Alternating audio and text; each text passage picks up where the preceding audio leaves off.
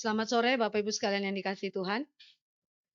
Kita akan masuk ke dalam eksposisi lanjutan kita yaitu dari Matius pasal 7 ayat 24 sampai dengan ayat yang ke-27. Mari kita berdoa mohon anugerah Kristus pimpin kita di dalam pemberitaan firman. Bapa kami di dalam kerajaan sorga, betapa baiknya Engkau, betapa mulianya Engkau Tuhan Allah kami, yang telah memberikan kepada kami anugerah keselamatan di dalam Kristus, bahkan tuntunan Tuhan hari lepas hari dalam hidup kami, bimbingan-Mu yang tidak pernah berkesudahan melalui firman-Mu Tuhan. Kami bersyukur karena kami adalah umat kepunyaan Tuhan. Karena itu Engkau tidak meninggalkan kami di dalam segala segi kehidupan kami, di dalam pergumulan ataupun di dalam kesukaan. Engkau Tuhan yang terus hadir, menopang dan memimpin kehidupan kami. Kami bersyukur kepada Tuhan. Dan pada sore hari Sabat ini Tuhan, kami meminta kembali belas kasih Tuhan. Biarlah Engkau hadir di tengah-tengah kami pada sore hari ini. Pimpin kami dengan firman-Mu. Beri kami anugerah-Mu supaya dalam firman kami mengenal kehendak Tuhan. Kami mengenal pribadi Tuhan.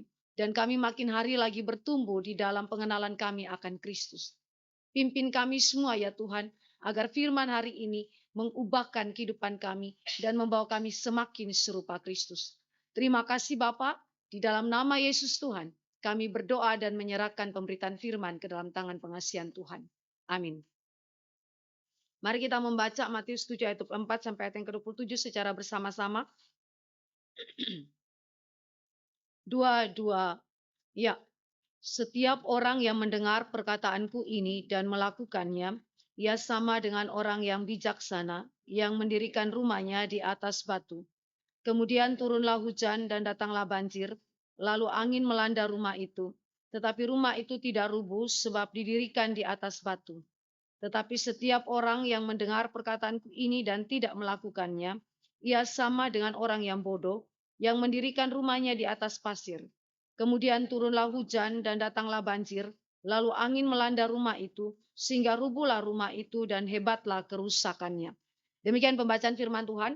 Bapak Ibu yang dikasihi oleh Tuhan Yesus Kristus, ini adalah bagian akhir daripada khotbah Yesus di bukit. Dan Yesus menutup khotbah ini dengan menuntut respons melalui perumpamaan yang Dia berikan. Perumpamaan ini adalah mengenai dua macam dasar, yang jika kita perbandingkan dengan Lukas pasal yang ke-6 ayat 47 sampai ayat yang ke-49 juga dibicarakan mengenai perumpamaan yang sama tetapi di dalam konteks yang berbeda.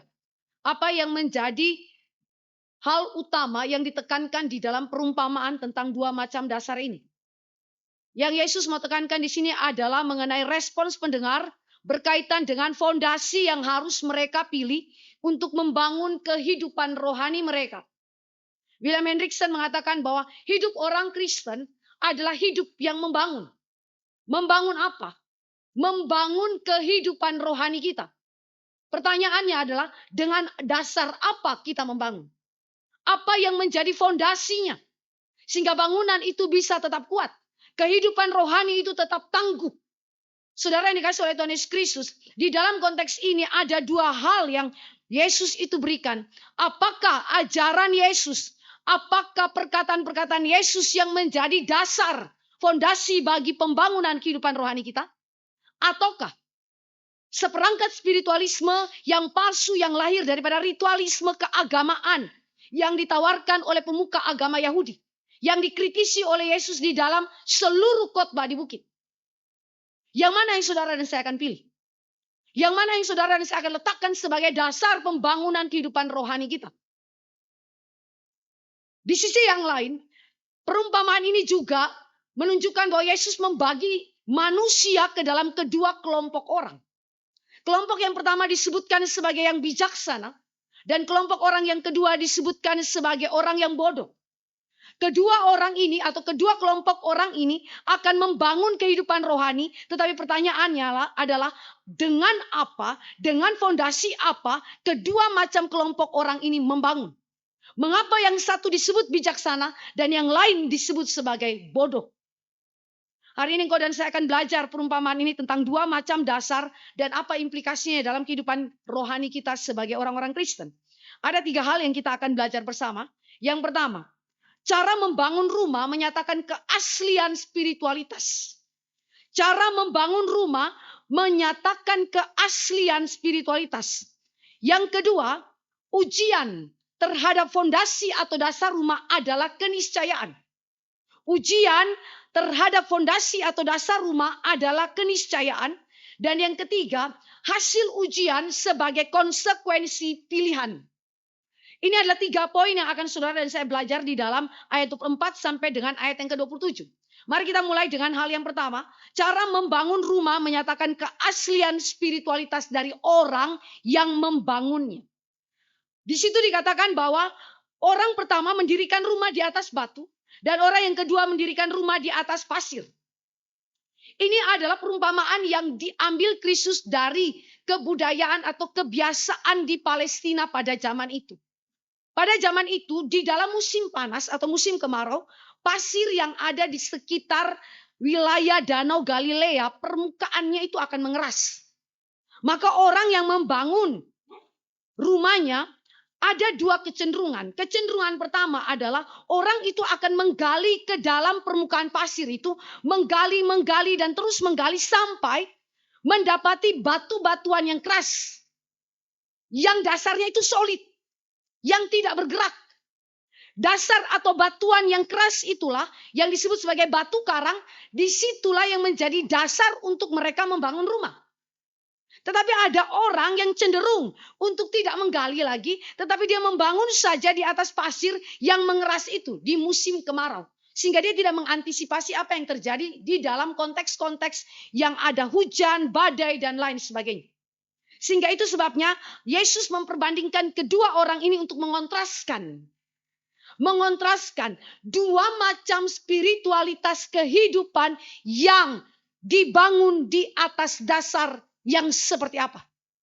Yang satu dasarnya adalah batu, yang satu dasarnya adalah pasir. Apa yang dimaksudkan dengan batu? Batu di dalam teks ini adalah berbicara mengenai 2 hal. Ajaran Kristus, semua perkataan Kristus yang disampaikan di dalam khotbah di bukit, bahkan William Hendriksen mengatakan bukan hanya khotbah di bukit, tetapi seluruh perkataan Kristus yang dinyatakan di dalam perjanjian baru, keempat Injil, dan seluruh perkataan Kristus yang diinspirasikan kepada para rasul, bahkan di dalam perjanjian lama kepada para nabi. Maka yang dimaksudkan di sini adalah seluruh perkataan Kristus adalah perkataan firman yang menjadi fondasi solid, batu yang menjadi dasar pembangunan spiritualitas dari orang yang disebut sebagai orang bijaksana itu. Yang kedua, batu itu berbicara mengenai apa?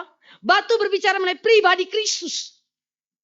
Saudara yang dikasih oleh Tuhan Yesus Kristus, ajaran Kristus dan pribadi Kristus adalah 2 hal yang dapat dibedakan tetapi tidak bisa dipisahkan. Ajaran Kristus mengekspresikan sifat, atribut-atribut pribadi ilahi. Sehingga ketika engkau membaca firman, baik perjanjian lama, baik perjanjian baru, saudara akan berjumpa dengan karakter-karakter Kristus. Saudara akan berjumpa dengan sifat-sifat, atribut-atribut Allah. Misalnya, keadilan, kebenaran, kasih, kekudusan. Begitu banyaknya atribut-atribut Allah yang ketika saudara mempelajari lebih dalam lagi ajaran-ajaran firman, saudara menemukan kekayaan, kedalaman, keindahan, kekudusan, dan begitu banyaknya kelimpahan yang Allah berikan di dalam ajaran tentang Kristus. Bahkan Jonathan Edwards itu mengatakan, ajaran Kristus bukan saja berbicara tentang Kristus, tetapi firman itu adalah the presence of God. Saya ulangi. Firman itu bukan saja berbicara mengenai ajaran tentang Kristus, tetapi firman menyatakan the presence of God.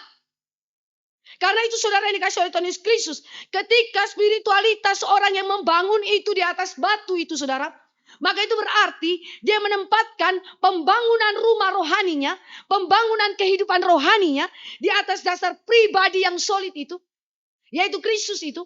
Dan di atas dasar seluruh ajaran Kristus yang bukan saja berbicara tentang Kristus, tetapi menyatakan kehadiran Allah dalam kehidupan kita melalui firman. The presence of God. Sehingga ketika engkau setiap kali belajar firman, engkau bukan saja bertemu dengan tulisan-tulisan tentang Kristus, tetapi berjumpa dengan sang pribadi ilahi yang sedang menyatakan diri dengan kita. Ketika engkau mendalami kebenaran firman, engkau berjumpa dengan satu relasi yang begitu dalam, relasi yang organis, relasi yang hidup, yang membangkitkan kehidupan kerohanian saudara yang mati, dan kemudian menjadi kehidupan rohani yang hidup, yang bergairah di dalam iman kepada Kristus. Mengapa demikian saudara? Karena batu itu adalah batu hidup. Batu itu adalah batu penjuru. Batu itu adalah batu keselamatan bagi setiap orang yang meletakkan imannya kepadanya. Dan yang meletakkan kehidupan rohaninya di atas dasar Kristus dan firman-Nya. Maka saudara yang dikasih oleh Tuhan Yesus Kristus, ketika engkau belajar mengenai hal ini, engkau dan saya mengerti mengapa orang yang membangun di atas batu itu disebut sebagai orang yang bijaksana. Saudara, kata bijaksana di dalam bahasa Yunaninya itu berarti cerdas, tangguh. Tapi ini bukan bersifat intelektualisme, bukan. Ini berbicara mengenai definisi yang dilakukan oleh Yesus Kristus dalam ayat 24a dan kemudian di dalam ayat yang ke-26.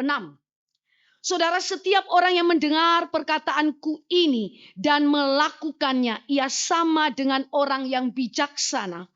Dan setiap orang yang mendengar perkataanku ini dan tidak melakukannya, ia sama dengan orang yang bodoh. Maka definisi bijaksana tidak direduksi kepada intelektualisme. Bijaksana berbicara mengenai mendengar firman, melakukan firman, seluruh ajaran Kristus di dalam kehidupan setiap hari. Mendengar, kata mendengar saudara di dalam teks kita itu berbicara mengenai suatu tindakan yang menghasilkan pengetahuan akan kehendak Allah melalui pendengaran akan sejumlah informasi tentang siapakah Kristus, tentang kehendak Allah yang diajarkan melalui firman. Sehingga saudara dan saya memperhatikan, mendengar itu selalu menghasilkan apa? Pengetahuan. Pengetahuan tentang apa? Tentang siapakah Allah, tentang apa kehendaknya. Sehingga ketika saudara dan saya mendengar, sangat mungkin saudara mengagumi. Sangat mungkin saudara itu benar-benar terpesona dengan ajaran Kristus, dengan kedalaman Kristus, apalagi dengan pasal 5 sampai pasal 7 cara Yesus menyajikan firman, kontras dengan apa yang dilakukan oleh para ahli Taurat dan orang Farisi pada zaman itu. Itu sangat amat mengagumkan. Tetapi Yesus berkata tidak stop sampai kepada pendengaran saja. Pendengaran akan firman Kristus menghasilkan pengetahuan tertentu tentang siapa Kristus, tentang apa yang menjadi kehendak Allah. Tetapi Alkitab bilang tidak boleh stop sampai di situ saja. Karena mendengar harus diikuti dengan melakukan. Dua hal ini harus berjalan bersama-sama. Tidak boleh menekankan salah satunya saja. Dua-duanya ini harus berjalan bersama. Orang tidak bisa melakukan apa yang menjadi kehendak Allah kalau nggak pernah dengar apa yang menjadi kehendak Allah. Kalau saudara perintahkan anak saudara untuk kemudian melakukan apa yang disebut dengan mencuci piring. Ya. Tapi saudara bilang ini, cuci piring, cuci piring. Dia tidak pernah mendengar bagaimana proses mencuci piring itu seperti apa. Penjelasannya bagaimana. Nanti kalau cuci piring modelnya bagaimana, lalu membilasnya bagaimana. Dia nggak pernah dengar informasi itu. Tapi perintah saudara adalah cuci piring. Gimana dia mau praktikkan? Praktek itu mengandaikan adanya pengetahuan, bukan? Adanya teori yang diketahui. Orang gak bisa praktek memasak walaupun diperintahkan memasak. Wong dia gak belajar apa itu memasak. Suruh masak ikan, suruh masak ayam. Itu perintahnya, tetapi gak pernah belajar bagaimana memasak. Pengetahuannya tidak ada. Memasak ayam, memasak daging dan lain-lain. Gak bisa saudara. Maka saudara dan saya lihat ini. Pendengaran akan firman dan praktik di dalam melakukan firman adalah dua hal yang berjalan bersama-sama. Pendengaran memberikan kepada saudara pengetahuan. Tetapi kemudian melakukan itu berarti menerapkan apa yang saudara ketahui di dalam kehidupan keseharian saudara. Seorang teolog mengatakan begini. melakukan ajaran-ajaran Kristus. Itu berarti menjadikan ajaran Kristus sebagai pembimbing, pengarah, direction yang mengarahkan kehidupan saudara dan saya setiap waktu. Bukan sewaktu-waktu, tetapi setiap waktu. Ajaran Kristus sebagai pembimbing bagi kehidupan kita. Mendirect kita, mengarahkan kita. Tadi Ibu Donda bilang pergi ke rumah sakit Bethesda, di GPS saja nggak ada. Saudara, GPS punya fungsi apa? Memberikan direction kan ya? Arah bagi saudara.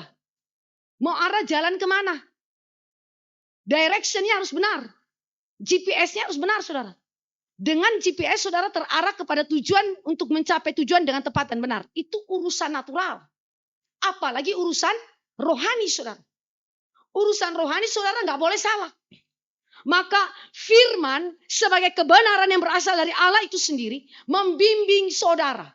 Mengarahkan engkau kemana engkau harus berjalan. Dari titik mana ke titik mana. Saudara harus melangkah seperti apa. Di dalam dunia yang penuh dengan kesukaran ini, penderitaan, entahkah itu suka, entahkah itu duka, entah itu sehat, entah itu keadaan yang sakit. Saudara butuh direction, saudara butuh arah, saudara butuh yang membimbing saudara. Maka firman adalah pembimbing bagi kehidupan engkau dan saya. Dia bukan saja batu yang solid, tetapi ketika engkau mendengar firman, engkau melakukannya, maka firman mengarahkan engkau. Firman juga bukan saja sebagai pembimbing ketika kita melakukannya, tetapi firman memetakan hidup engkau dan saya menurut pola ajaran Kristus. Melakukan firman berarti menjadikan ajaran-ajaran Kristus, memetakan hidup kita seturut pola ajaran itu setiap hari. Bapak Ibu memetakan ya. Kalau saudara bilang memetakan, itu berarti seperti begini, saudara. Allah itu mengatur ulang dan memposisikan ulang kehidupan saudara yang tadinya miss, tidak sesuai dengan standarnya Tuhan. Sekarang diposisikan ulang, dipetakan ulang, ditempatkan pada posisi yang seharusnya. Dan itu hanya mungkin dilakukan jika firman memerintah kehidupan saudara, jika firman tidak saja didengarkan, tetapi firman itu menjadi pembimbing kita dan dia berfungsi memetakan, menata kelola seluruh kehidupan kita, kembalikan kepada porsi yang seharusnya sesuai standar Tuhan. Contoh, ketika saudara mengetahui konsep yang ada di dalam Matius tentang khotbah di bukit, jangan kamu berzina. Tetapi Yesus Kristus berkata apa? Ketika engkau melihat wanita dan engkau mengingininya seperti hubungan suami istri, saudara, padahal itu bukan istrimu, maka saat itu engkau telah berzina.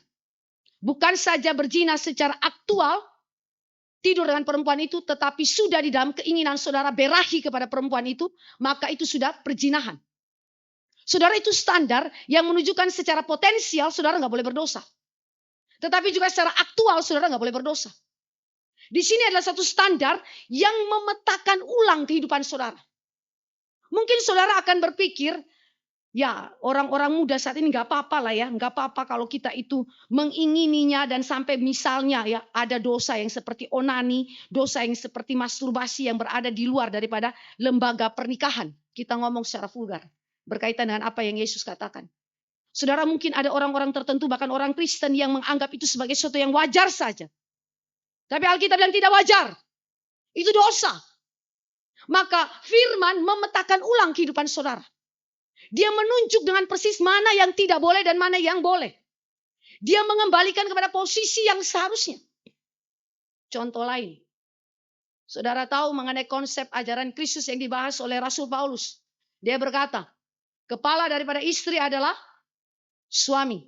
Kepala dari suami adalah Kristus. Kepala dari Kristus adalah Allah. Itu adalah order yang Allah tetapkan. Sekarang bagaimana pengetahuan saudara tentang prinsip-prinsip itu dilakukan di dalam kehidupan praktis? Masihkah saudara sebagai istri submit kepada suami yang modelnya kayak Nabal? Nabal itu namanya Nabal karena apa? Bebal dia orangnya. Jika saudara punya suami seperti dia, pertanyaannya, apakah saudara masih submit kepada suami yang sedemikian? Apakah firman akan berubah? Jangan tunduk kepada orang yang sedemikian. Atau firman tetap sama. Tunduk kepada suami seperti terhadap Tuhan. Sekalipun dia adalah seorang Nabal. Sebaliknya, apakah suami dapat mengasihi istri seperti Kristus mengasihi tubuhnya ketika saudara punya istri seperti Isabel? Luar biasa dominannya. Dia yang perintah-perintah suami. Malah lebih galak dia daripada suami. Pertanyaannya, suami bisakah engkau mengasihi istrimu? Seperti Kristus mengasihi tubuhnya? Saudara, ini yang disebutkan dengan mendengar tetapi juga melakukan. Prinsip kebenaran menjadi pembimbing direction dalam kehidupan saudara, tetapi juga memetakan ulang kehidupan saudara. Karena saudara berjalan bukan di dalam kondisi yang baik-baik saja dalam dunia ini. Kita berhadapan dengan begitu banyaknya rintangan, dosa, tantangan dalam kehidupan internal kita maupun eksternal. Sehingga firman harus menjadi pembimbing hidup kita. Firman harus memetakan ulang kehidupan saudara dan saya. Jika tidak ada firman, maka saudara dan saya akan menjadi orang-orang yang benar-benar kehilangan pengharapan, bahkan rusak di dalam kehidupan dunia ini dan binasa bersama dengan dunia yang telah jatuh dalam dosa. Maka ini adalah menjadi prinsip yang penting. Itu sebabnya orang yang meletakkan kehidupan rohaninya, bangunan kehidupan rohaninya di dalam dasar batu itu, yaitu pribadi Kristus dan seluruh ajarannya, dia adalah orang yang bijaksana. Kedua, orang yang bodoh itu. Orang ini membangun di atas pasir. Pasir berbicara mengenai fondasi atau dasar yang tidak kokoh. Yang mudah rapuh. Yang tidak berdaya. Pasir mengacu kepada seluruh dasar yang bukan Kristus dan bukan ajaran Kristus. Apa saja itu? Contohnya, prosperity gospel. Ada salah satu fondasi yang adalah pasir. Yang menekankan bahwa kemuliaan dan kemuliaan saja dan bukan jalan salib. Sebagai orang Kristen. Mendapatkan begitu banyak keuntungan-keuntungan mengikuti Kristus. Tetapi menolak jalan salib. Prosperity gospel. Apalagi contoh yang lain yang merupakan pasir. Seperangkat ritualisme keagamaan yang ditawarkan oleh pemuka agama Yahudi yang merupakan spiritualitas palsu, kesalehan yang bersifat lahiriah saja, yang tampak di luar itu begitu baik, tetapi kehidupannya di dalam, Yesus berkata, seperti tulang belulang yang rusak itu. Saudara, ini pasir. Ini tidak berdaya. Ini sesuatu yang benar-benar tidak menjadi fondasi yang solid. Pasir juga berbicara mengenai segala ajaran-ajaran manusiawi. Kebiasaan adat istiadat manusiawi yang bukan ajarannya Kristus. Tetapi dijadikan sebagai standar kehidupan bagi umat Kristen. Padahal itu bukan dari Kristus. Contoh. Di dalam Korintus. Jemaat itu dipengaruhi oleh filsafat Yunani. Padahal jemaat ini adalah jemaat yang telah mendengarkan Injil daripada Rasul Paulus. Korintus adalah jemaat yang didirikan oleh Rasul Paulus berdasarkan pemberitaan Injil Kristus. Tetapi kemudian mereka dipengaruhi oleh filsafat Yunani yang mengatakan bahwa jiwa itu abadi. Jiwa itu adalah bagian daripada natur ilahi. Dan karena itu suci adanya. Tetapi tubuh adalah penjara jiwa. Tubuh itu dosa. Karena itu keselamatan dalam konsepnya orang-orang Yunani adalah bukan kebangkitan tubuh. Tetapi kematian terpisahnya tubuh daripada jiwa. Kalau tubuh terpisah daripada jiwa, maka jiwa akan kembali kepada Allah. Di dalam keabadian, tubuh itu akan binasa untuk selama-lamanya. Sedangkan kekristenan berbicara mengenai tubuh adalah ciptaan Allah. Jiwa juga adalah ciptaan Allah. Dan Kristus datang untuk menebus tubuh dan jiwa. Dan tubuh dibangkitkan di dalam kemuliaan Kristus. Maka Paulus bertanya kepada jemaat di Korintus, bisakah dari antara kamu, adakah dari antara kamu tidak percaya kepada kebangkitan tubuh? Jika engkau tidak percaya kepada kebangkitan tubuh, berarti engkau tidak percaya kepada kebangkitan Kristus. Bukankah engkau sudah mendengarkan firman yang aku beritakan? Jika aku memberitakan Kristus yang mati saja dan tidak bangkit, maka sia-sialah pengharapan orang Kristen. Kita adalah orang yang paling malang. Saudara, kalimat-kalimat daripada Rasul Paulus menunjukkan bahwa ada satu dasar yang lain yang ditawarkan di luar daripada Kristus dan ajaran. Dan itu mengganggu kehidupan iman daripada jemaat Korintus. Sehingga Paulus harus memberikan surat kepada jemaat Korintus, menegur mereka dan meneguhkan kembali iman mereka di atas dasar batu yang solid itu. Hari ini saudara dan saya berjumpa dengan begitu banyaknya ajaran-ajaran yang berkeliaran di sekitaran kekristenan. Saksi Yehova, Mormon, apalagi. Gereja-gereja yang bahkan menyebut dirinya mainstream, tetapi ajarannya adalah liberalisme. Kemudian tafsiran-tafsiran yang bersifat neo-ortodoks. Saudara, itu adalah ajaran-ajaran yang bahkan masuk di dalam kekristenan dan saudara sebagai jemaat bahkan tidak sadar. Salah satu bentuk penafsiran yang dipengaruhi oleh liberalisme, bahkan neo-ortodoks, saudara, itu adalah misalnya Trito Yesaya, Deutero Yesaya, dan seterusnya, saudara. Kalau saudara dengar begini, saudara akan pikir itu apa itu. Tapi saya sendiri pernah dengar pada waktu saya pelayanan di Pulau Gebang dengan pacar saya yang sekarang sudah jadi suami. Kami berdua pergi pelayanan, lalu kemudian kami gereja di salah satu gereja mainstream. Saya nggak usah sebut nama denominasinya. Gereja ini adalah gereja yang kami juga kalau keluar dari NTT itu harus gereja di situ. Pesan daripada pendeta kami. Karena seasas. Calvinis. Waktu kami sama-sama dengar firman Tuhan, dia bahas dari kitab Yesaya. Waktu dia bahas kitab Yesaya, dia ngomong tentang Deutero Yesaya, dia ngomong tentang Trito Yesaya. Wah, dia pilih-pilih pasal-pasal itu lalu dia buat satu tafsiran dari atas mimbar. Waktu kami dengar, saya sama suami saya, calon suami saya itu kami berdua pikir baik-baik, ini jemaat bagaimana? Karena presposisi Deutero Yesaya dan Trito Yesaya itu adalah meragukan kesatuan penulisan daripada kitab Yesaya. Sehingga itu berarti meragukan otoritas Alkitab yang diinspirasikan oleh Roh Kudus. Setelah kami pulang, kami jalan kaki bersama dengan jemaat. Terus kami diskusi tentang khotbah. Kami mau tahu jemaat dapat apa. Lalu kami diskusi sama satu nenek. Oma dapat apa hari ini? Terus oma bilang, puji Tuhan. Hari ini saya mengerti Tuhan Yesus adalah Tuhan dan Juru Selamat. Saya dalam hati kayaknya tadi nggak dibahas itu ya. Tapi kok aneh kesimpulannya itu. Terus saya tanya yang lain lagi. Dan mereka tidak mengerti apa yang disampaikan oleh pendeta itu. Tapi yang mereka tangkap apa yang mereka imani. Jadi rupanya mereka mendengar tetapi tidak mendengar. Jadi ini susah ya Bapak Ibu ya. Namun ini juga menjadi pertolongan bagi orang bersangkutan sehingga iman mereka tidak tergoyahkan. Nah ini adalah hal yang saudara dan saya temukan ya. Tapi saya mau katakan itu pasir. Tapi pasir itu bisa masuk sampai kepada penafsiran gerejawi. Sampai kepada mimbar-mimbar gereja mainstream yang katanya Calvinis. Presposisi ini lahir daripada kritik tinggi dan seterusnya. Jika kita mau bahas mengenai aspek biblikal. Tetapi saya mau katakan kepada Bapak Ibu bahwa pasir itu saudara hari ini adalah sesuatu yang dibangun berdasarkan interpretasi manusia dan bukan menundukkan diri manusia kepada firman itu yang berotoritas. Firman yang berotoritas menafsirkan.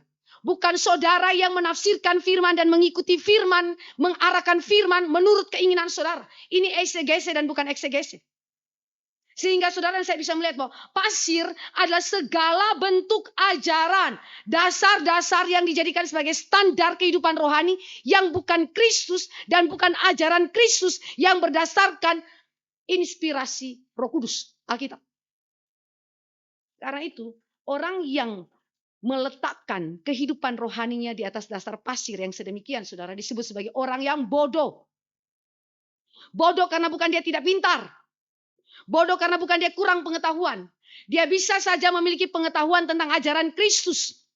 Seorang teolog mengatakan bahwa para pendengar Kristus pada waktu itu, mereka memiliki pengetahuan tentang ajaran-ajaran Kristus seperti yang diajarkan oleh Kristus. Tetapi Para pendengar daripada Kristus zaman itu, rata-rata mereka adalah orang yang tidak mau melakukan firman Kristus.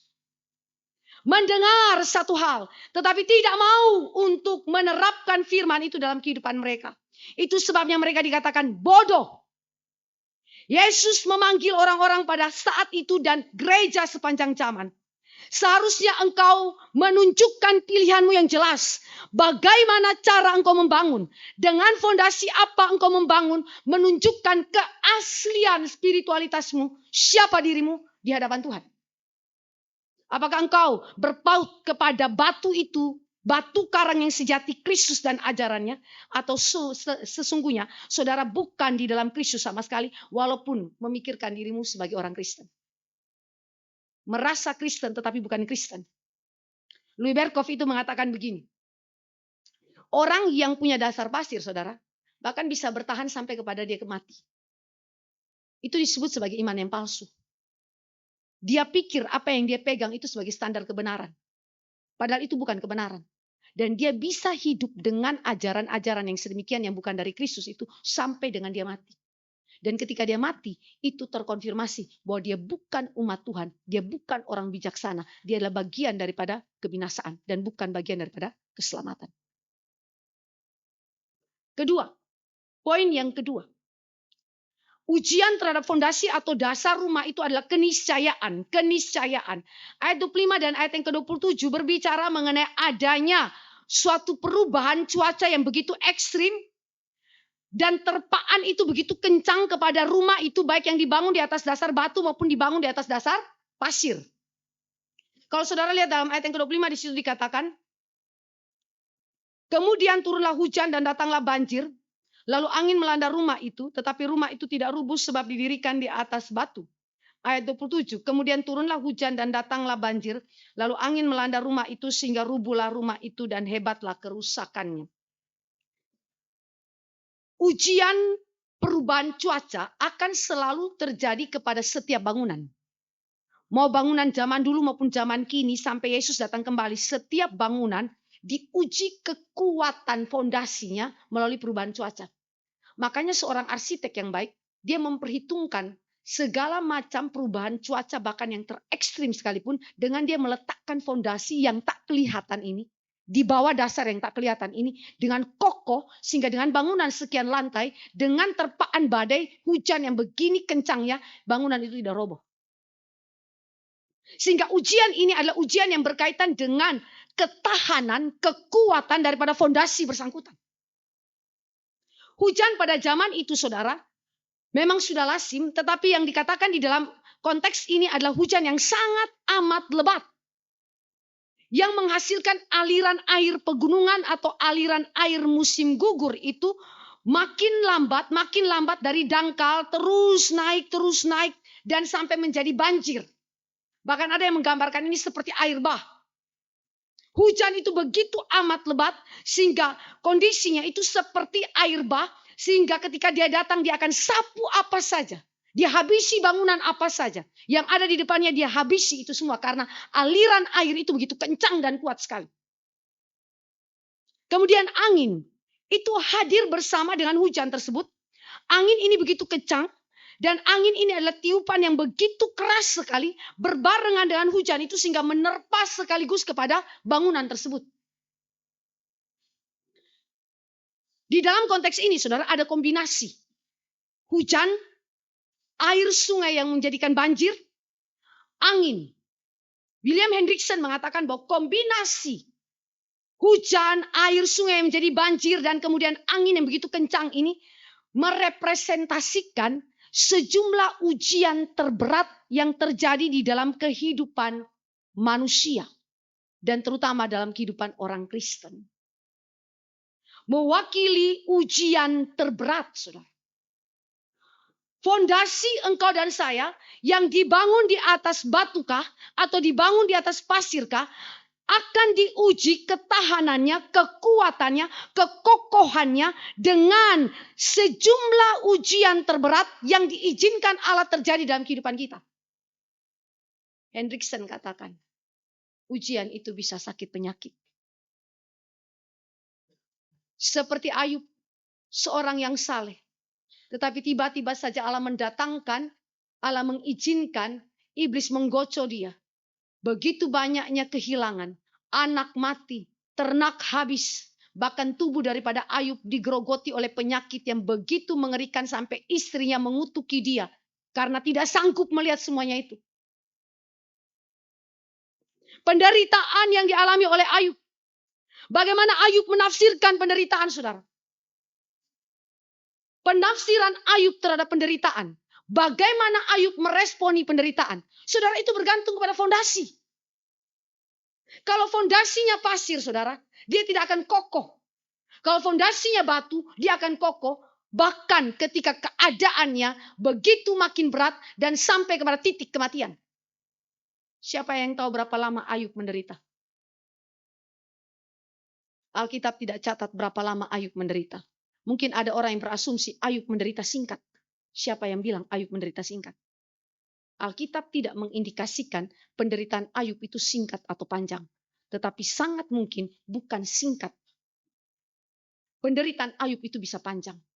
Tetapi saudara dan saya memperhatikan baik-baik. Di dalam ujian yang terberat. Ketika keadaan itu bahkan istri sendiri menafsirkan penderitaan dari sudut pandang pasir. Dan bukan dari sudut pandang batu, saudara. Saudara lihat di sini ada kontradiksi interpretasi. Ayub melihat penderitaan sebagai bagian daripada kedaulatan Allah. Maka kita harus setia kepada Allah. Baik apa yang baik Tuhan berikan. Baik apa yang tidak baik Allah berikan. Baik sakit, baik sehat. Ayub bilang semuanya datang dari Tuhan. Kembali kepada Tuhan. Kalau istri pakai sudut pandang pasir. Apa tafsirannya? Kutukilah alam dan matilah engkau. Ini penderitaan macam apa? Percuma kesalehan hidupmu. Engkau setia sama Tuhan, apa yang terjadi? Percuma setia sama Tuhan, percuma beriman sama Tuhan. Ini sudut pandang berbeda, saudara. Interpretasi berbeda yang menunjukkan fondasi yang solid menjadi pembimbing bagi saudara, mengarahkan saudara, memetakan saudara dalam menginterpretasikan fakta, termasuk fakta penderitaan. Tetapi jika itu pasir, pasir akan memetakan saudara punya cara pikir untuk menginterpretasikan fakta penderitaan dan menghasilkan cara hidup yang berdosa. Saudara, ini yang kita sebut sebagai ujian. Ujian membuktikan kekuatan, kekokohan fondasi, saudara. Ujian itu juga bukan saja sakit penyakit, bisa saja itu kehilangan, bisa saja itu kematian, bisa saja itu kerusakan dalam rumah tangga. Ada seorang ibu, istri, seorang majelis, seorang pelayan Tuhan. Dia seorang pekerja keras. Dia merasa kekristenannya dia baik-baik saja. Sampai suatu waktu Allah izinkan apa yang tidak pernah dia duga terjadi dalam rumah tangganya dia. Suaminya berzina dengan aktivis di dalam gerejanya. Bukan cuma satu tapi dua aktivis. Dan ketika dia mendengar itu dia begitu amat sakit hati. 2 tahun suaminya berselingkuh. Dan selama itu juga tanpa dia duga dia mengidap sakit kanker. Dan ketika ketahuan apa yang terjadi atas suaminya dan ternyata dia hasil biopsinya semua sudah keluar stadiumnya. Kemungkinan sampai di stadium 3 dan sudah metastase. Apa yang dia lakukan? Ketika dia tahu itu semua saudara itu kayak dunia runtuh. Ketika dia tahu suaminya berzina begitu. Dia pergi keliling kota di tempat di mana dia tinggal itu. Dan dia tidak pernah mau kembali ke rumah lihat suaminya. Dia hanya pulang urus anaknya yang masih kecil itu. Dia nggak mau ketemu suaminya. Dia seperti kehilangan arah, kehilangan makna hidup. Dia rasa itu sudah habis sudah. Gak ada yang bisa tolong dia saat itu. Dia keliling saja kota tempat dia tinggal itu dan dia tidak tahu mau kemana. Bahkan kalau dia ingin bunuh diri bisa. Tetapi pada saat itulah Allah mengingatkan dia kepada firman. Di saat itulah Kristus itu seperti berbicara dalam hati nuraninya dan mengingatkan kepada dia tentang kesetiaan Kristus dan bagaimana penderitaan Kristus yang begitu dalam dan mengampuni dosa-dosanya. Singkat cerita, akhirnya suaminya ini dilayani dan di luar dugaannya suaminya ini bertobat dan dibereskan dan mereka harus menghadapi cancer daripada sang istri, tetapi puji Tuhan suami istri ini bergandengan tangan saling mengampuni dan kemudian berjanji di hadapan Tuhan, kami mau memperbaiki rumah tangga kami. Saudara tahu, ketika itu semua terjadi, sang istri ini bilang begini satu kalimat. Kalau kita konseling orang ya kita bingung mau ngomong apa ya. Kalau sama orang-orang yang punya kasus kayak begini. Bahkan hamba Tuhan pun tidak bisa berkata-kata. Karena kata-kata kita tidak merepresentasikan sakit yang dia alami. Dia punya kata-kata yang begitu indah dan menghiburkan. Dia bilang begini, kalau saya tidak mengalami penderitaan yang seperti ini, saya masih sama seperti yang dulu. Lalu saya katakan, sama apa? Sama tidak kenal Tuhan Yesus. Walaupun saya pikir saya kenal Tuhan Yesus. Saya pikir saya sudah belajar firman. Saya pikir saya seorang majelis. Saya pikir saya mengajar firman, itu berarti cukup. Tetapi tidak. Penderitaan ini membuat saya kenal Kristus. Siapa Kristus? Apa artinya pengampunan dosa? Apa artinya Tuhan memulihkan kehidupan kami? Dan dia bilang, kalau tidak ada penderitaan ini, saya tidak akan bertumbuh dalam kedewasaan. Maka kata-kata daripada sang istri ini, sang ibu ini, bukan saja menguatkan dia, tetapi juga menguatkan kami sebagai hamba Tuhan yang mengkonseling dia. Saya mengingat kalimat daripada J.C. Ryle. J.C. Ryle mengatakan begini, jika penderitaan diizinkan Allah terjadi atasmu, membawa engkau lebih dekat kepada Kristus, lebih dekat kepada Alkitab, lebih dekat kepada doa, maka sesungguhnya in truth, penderitaan itu adalah blessing, berkat. Maka di sini saudara dan saya bisa lihat ujian daripada fondasi. Dasar rumah itu saudara teruji dengan begitu amat beratnya melalui ujian terpaan angin hujan. Sungai banjir yang begitu luar biasa. Meluap-luap datang dan menerpa. Tetapi saudara yang dikasih oleh Tuhan Yesus Kristus. Fondasi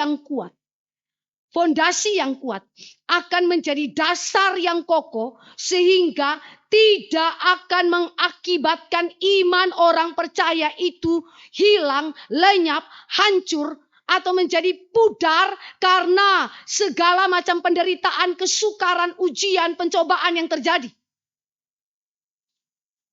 Sebaliknya, pasir.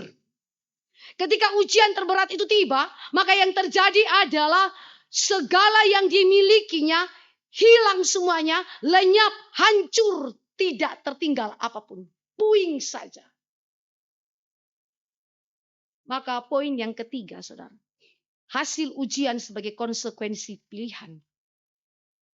Rumah yang dibangun di atas batu tidak rubuh. Ini hasilnya.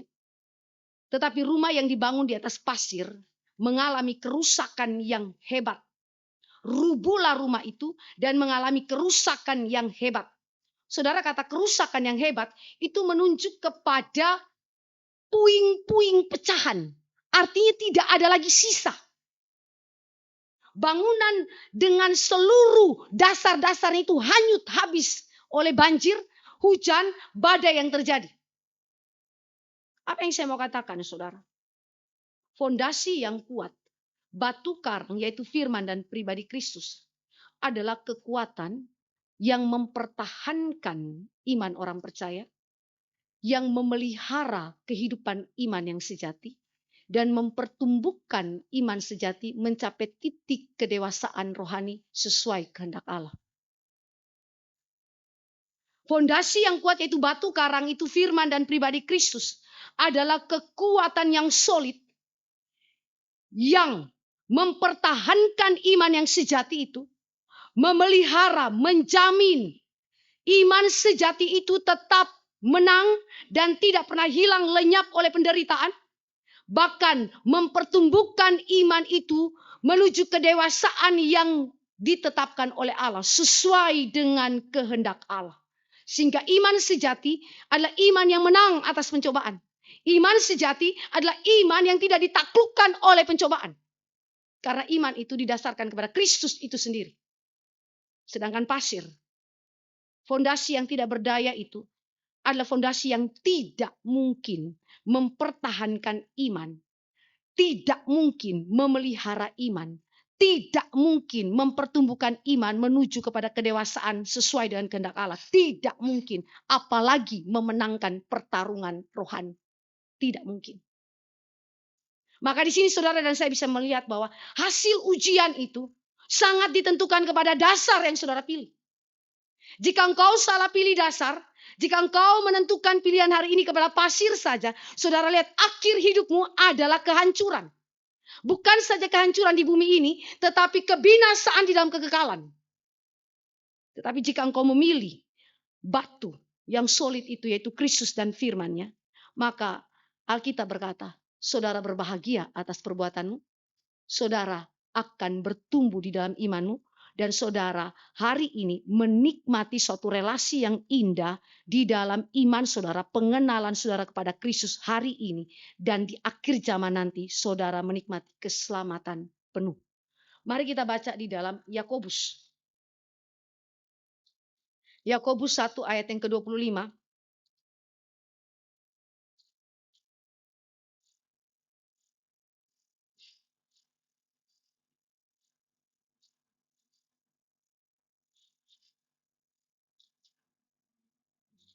Kita baca ayat ini bersama-sama.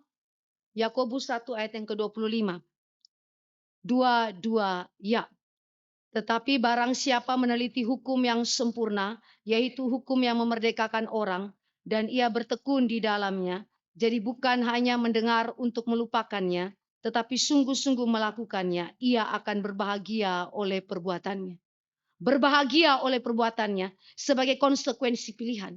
Ini bukan sekedar kebahagiaan yang bersifat materialistik, tetapi ini adalah kebahagiaan rohani oleh karena Kristus bekerja dalam kehidupan saudara untuk membuat engkau dan saya semakin dalam di dalam relasi dengan Allah, semakin bertumbuh di dalam iman dan menikmati Dia di bumi ini dan sampai kepada kehidupan yang kekal. Karena itu, hari ini setelah engkau mendengarkan firman Tuhan, apa yang menjadi pilihan kita?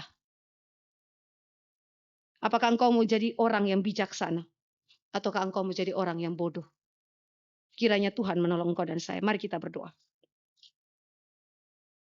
Bapa kami di dalam kerajaan sorga, kami datang kepada Tuhan. Berterima kasih oleh karena bimbingan firman-Mu Tuhan. Menegur, mengoreksi kami pada hari ini. Sehingga kami tidak salah pilih fondasi. Tetapi meletakkan fondasi yang tepat di dalam Kristus dan ajaran-Mu. Yang adalah batu yang solid. Yang mempertahankan iman kami, memelihara iman kami, mempertumbuhkan iman kami menuju kedewasaan sesuai dengan kehendak Tuhan. Bahkan kami menikmati hidup yang kekal bukan saja di bumi ini tetapi pada akhir zaman nanti. Kiranya Allah di sorga menolong kami semua sehingga kami dapat mengambil pilihan yang tepat. Tetapi jika Tuhan menemukan hari ini ada dari antara kami yang masih ada di dalam posisi fondasi yang adalah pasir, Tuhan tolong kami. Kiranya Engkau beri kesempatan kepada kami untuk kami diubah oleh Tuhan. Kiranya Engkau boleh membimbing kami kepada arah yang benar. Supaya kami tidak menuju kepada kehancuran. Tetapi kami boleh memperoleh hidup yang kekal. Terpujilah nama-Mu Tuhan. Di dalam nama Yesus Kristus Tuhan kami berdoa. Amin.